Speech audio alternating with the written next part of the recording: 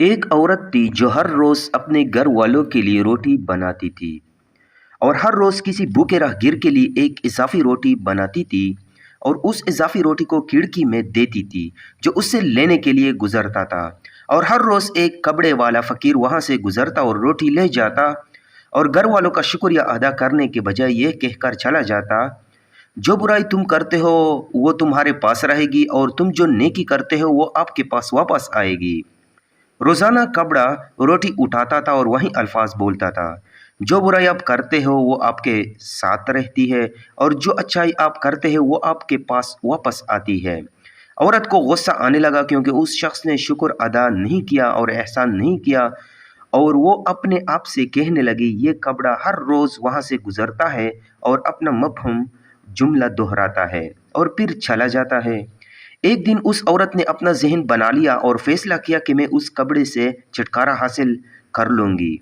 उसने उस रोटी में कुछ ज़हर मिलाया जो उसने उसके लिए बनाई थी और उसे खिड़की में रख रही थी कि उसके हाथ कांपने लगे, मैं क्या कर रही हूँ? उसने फ़ौरन अपने आप से कहा।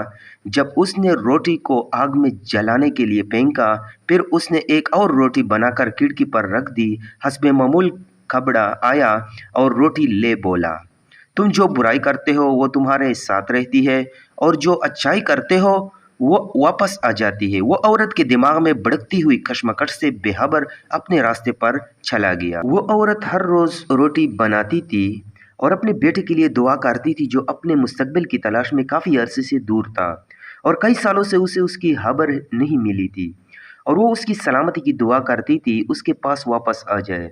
उस दिन जब उसने ज़हर आलूदा रोटी से निजात हासिल की तो शाम को घर का दरवाज़ा खटखटाया। जब उसने दरवाज़ा खोला तो उसे हैरत हुई कि उसका बेटा दरवाजे पर खड़ा था। वो पीला और थका हुआ था और उसके कपड़े तकरीबन फट चुके थे और वो भूखा और थका हुआ था। और जैसे ही उसने अपनी माँ को देखा उसने कहा, यह एक मौजज़ा है कि मैं यहाँ हूँ।